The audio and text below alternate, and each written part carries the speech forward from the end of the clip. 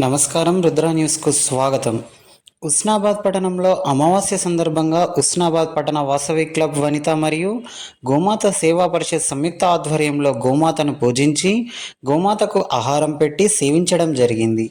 ఈ కార్యక్రమంలో వాసవి వనితా క్లబ్ అధ్యక్షురాలు రాగి కవిత, కోశాధికారి బబ్బుల సంధ్యారాణి, మాజీ వనితా క్లబ్ ప్రధాన కార్యదర్శి గోగుల రాధిక, గోమాత సేవా పరిషత్ అధ్యక్షురాలు రామిని స్రవంతి, మాజీ అధ్యక్షురాలు పెద్ది ఆదిలక్ష్మి, మహిళలు తదితరులు పాల్గొన్నారు.